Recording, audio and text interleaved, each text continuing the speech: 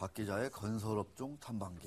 자, 뭐 용산 국제업무지구 개발, 뭐 당군 이래 최대 프로젝트다. 이런 28조 원인가요? 30조 원인가요? 뭐 어마어마한 규모의 그 공사 프로젝트였는데 이게 이제 사실은 좌초됐죠. 네, 그래서 이제 청산 절차에 이제 들어갔는데 자. 남아있는 뭐 소송이 이제 뒤따를 거다. 뭐 여러 가지 얘기들이 많은데요. 자, 박 기자와 함께 얘기 나눠보도록 하겠습니다. 31조 원이군요. 31조 원의 그 대규모 개발 사업인 용산 역세권 개발. 결국 이제 청산 절차에 들어간 거죠. 네, 그렇습니다. 네. 그 코레일 주도의 용산 역세권 개발 사업 정상화가 최종 무산된 것인데요. 코레일은 예정대로 토지 반환 절차에 들어가 사업 청산 수순을 밟고 있습니다. 그 반면 민간 출자사들은 이대로 사업을 포기하면 안 된다는 주장과 함께 정부에 중재를 요청하기도 했는데요. 그 코레일은 지난 5일 오전 열린 드림허브 이사회에서 삼성그룹과 롯데관광개발 등 민간 출자사의 반대로 정상화 방안이 부결됐습니다. 그 투표 결과 코레일 3명과 KB자산운용 1명, 미래에셋 1명 등 5명은 찬성을, 또 삼성그룹 2명과 롯데관광개발 2명, 푸르덴셜 1명 등 5명은 반대했습니다. 결국 특별결의 요건인 7표의 찬성을 충족하지 못해 부결됨으로써 그 이날 오후 예정되었던 주주총회도 개최되지 않았는데요. 코레일은 지난 8일 이사회를 열고 토지 매매 협약 해지를 의결하고 청산 절차에 돌입했습니다. 코레일은 정상화 방안이 무산된 상황에서 또 정부 불간섭 원칙에 따라 더 이상의 대안은 없다는 입장인데요. 반면 민간 출자사들은 민간 출자사가 주도하는 새로운 사업 정상화 방안을 코레일에 제안하기도 했습니다. 그리고 정부의 용산 사업 중재도 공식 요청했는데요.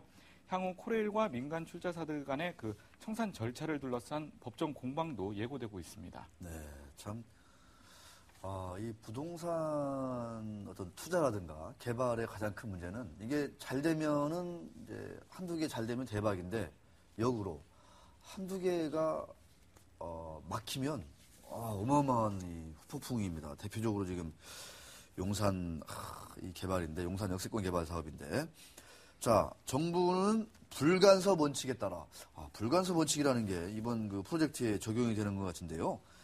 그 박 기자, 네. 정부가 이제 더 이상 이 사업에 손을 대지 않겠다, 관여하지 않겠다 이런 입장인 걸로 얘기가 되고 있는데 좀 어떤 의미인가요 이게? 예, 그렇습니다. 정부는 일단 이 용산 개발 사업에 있어서 어떠한 이제 일체 간섭도 하지 않겠다는 입장을 계속해서 유지하고 있는데요. 네. 그 서울 용산 역세권 개발 사업이 청산 절차를 밟는 가운데 이 정부의 소극적인 태도가 도마에 오르고 있는 상황입니다. 민간 출자사들이 파산을 막으려고 그 공모용 PF 조정위원회를 통해 중재를 요청했음에도 국토교통부는 그 접수 기간이 아닌데다가 또 사업자들의 이해관계가 극명하게 엇갈리고 있다며 접수 자체를 거부했는데요. 그 용산 개발 사업의 자산관리 위탁 회사인 용산 역세권 개발 주식회사는 지난 10일 국토부에 공모형 PF 조정위원회 조정 신청을 우편으로 발송했습니다. 전날 국토부에서 신청 접수를 거부한 데 따른 후속 조치인데요.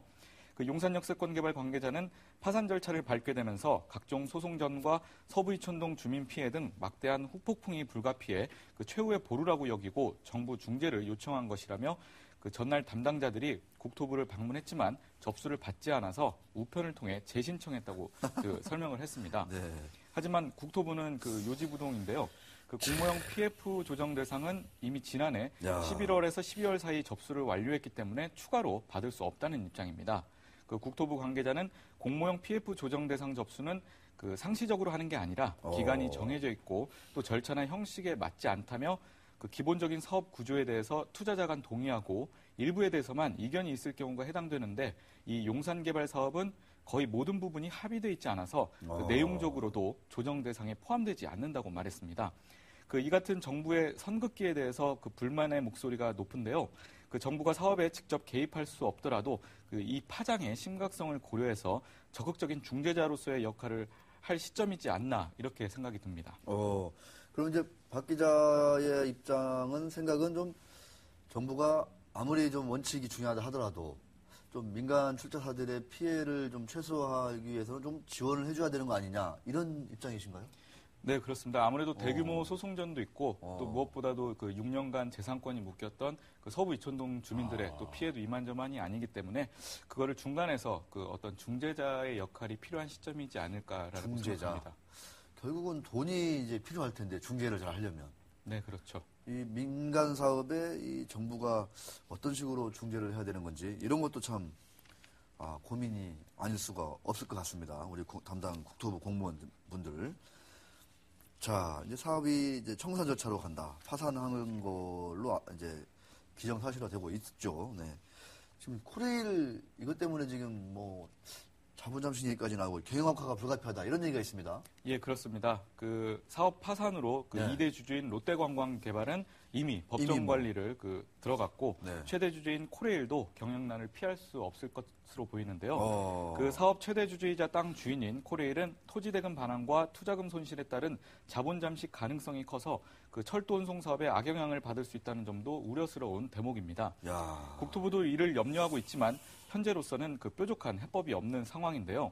코레일은 용산 개발 사업의 자금 조달을 위해 그 발행했던 그 ABCP 자산 유동화 기업어음과 또 ABS 자산 유동화 증권 2조 4,167억 원을 오늘 12월까지 순차적으로 상환해야 됩니다. 이 자금 마련을 위해선 코레일의 공사채 발행 한도를 자본금의 2배에서 4배로 높이고 또 외부로부터 자금을 조달하는 방안을 모색하고 있지만 그 이 역시 부채 비율 상승에 따른 재무구조 악화를 피할 수 없는데요. 그 코레일은 지난해 3,384억 원의 그 적자를 냈으며 차입금 증가에 따른 이자 비용 상승으로 그 손실 확대가 불가피해 보입니다. 우리 박상환 기자가 딱딱 얘기를 해주니까 정리가 아주 쉽게 잘 되는 것 같습니다. 국토부 입장에서도 현재로서는 뾰족한 해법이 없다. 네. 그럼 좀 둥근 해법은 좀 있나요? 일단은 뭐 정부로서는 네. 그저 일단 이제 당사자들 간에 어떤 이해 관계부터 풀어야 되지 않을까 그렇게 보고 있는 거죠. 뭔가 정확한 해결책은 지금 상황으로서는 좀 찾기 어렵다. 네, 우리 박상환 기자가 정색하고 답을 계속 해주고 있어가지고 제가 참 난처하군요. 둥근 해법 괜찮지 않나요? 둥근 해법, 뾰족한 해법. 전혀 우리 박 기자 호응을 하지 않고 있습니다. 계획대로 지금 잘 되고 있는 거죠. 아주 저를 오늘 혼내주려고 작정을 한 것 같은데. 자, 소송전 얘기. 아까 박 기자 서부 이촌동 주민은 이것 때문에 엄청나게 한때 흥분했지 않습니까? 야, 이거 정말 여기 개발되면 큰 돈 벌 수 있을 거다 해가지고 뭐 환영합니다. 막 각종 프랭카드도 나붙고 했었는데 이제는 완전히 반대 상황이 됐습니다. 이제 피해가 이만저만 아닐 것 같고 이 피해를 이제 좀이라도 보전받으려면 결국은 이제 소송밖에는 없는데 소송 움직임 어떻습니까? 네, 그 최종 파산 시 개발 구역에 포함된 일부 서부 이촌동 주민뿐만 아니라 민간 출자사들 사이에 그 손실의 책임을 가리기 위한 대규모 소송전이 본격화될 것으로 보이는데요. 네. 그 사업이 무산되면서 투자자들이 허공에 날린 돈은 1조 원을 웃돌 것으로 예상됩니다. 실제 소송 움직임도 본격화되고 있는데요. 지난 8일 용산개발 사업에 포함된 서부 이촌동 일대 그 11개 구역 주민들은 서울시와 코레일 등을 상대로 재산권 피해 등의 이유로 2천억 원대 그 손해배상 청구 소송을 제기하기로 했습니다. 그 주민 소송을 맡은 법무법인 한우리에 따르면 그 이주비 명목으로 빌린 가구당 약 4천만 원의 은행 대출금, 또 구역 내 상권 황폐화로 인한 그 상가의 매출 감소, 또 개발 계획 발표 뒤에 그 상승한 공시지가에 따른 재산세 인상분, 그리고 새 주거지에 전입 신고를 하지 못해 입은 피해에 대한 위자료 등이 소송에 포함됐습니다.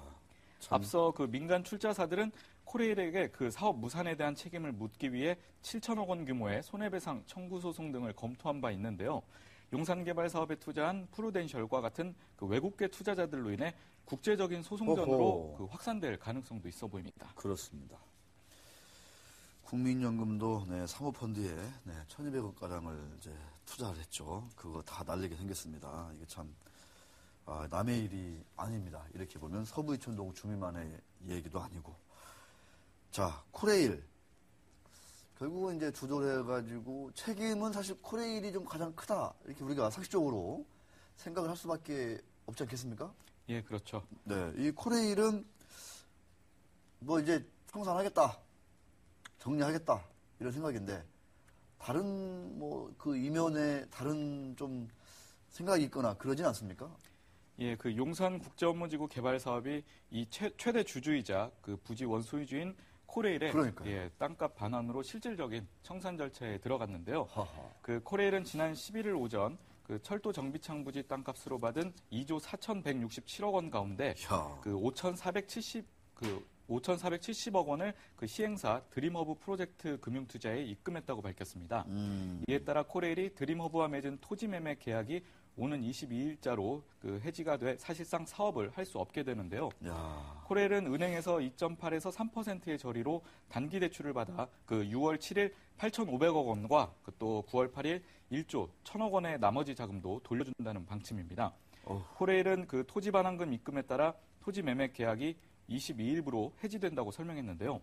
이후에 오는 29일 드림허브의 사업 협약 해지를 통보하고 30일 서울보증보험에 그 사업 협약 이행 보증금 2,400억 원을 청구할 계획입니다. 그 코레일은 토지를 완전히 되찾은 이후에는 회사채를 발행해 시중은행에서 빌린 자금을 대체해 금리 부담을 낮출 것이라고 설명했는데요.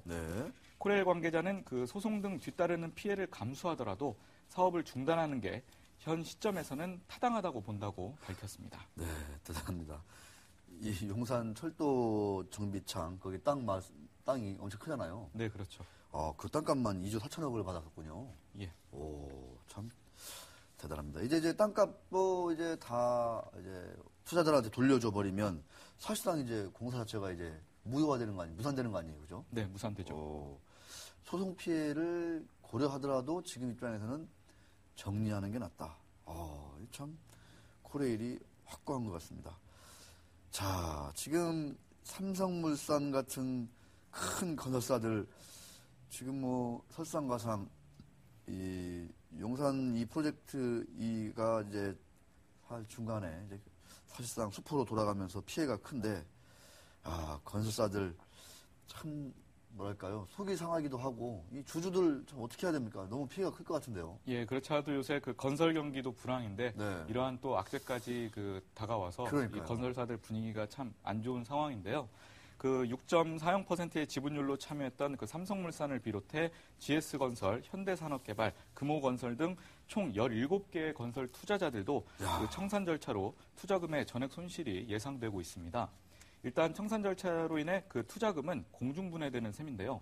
그 건설 경기가 장기 침체된 가운데 업체들은 다시 한번 또 악재를 만났다고 볼 수 있겠죠. 그 다행히 유동성 위기 등 큰 타격은 그 없을 거라고 그 업계에서 전해지는데요.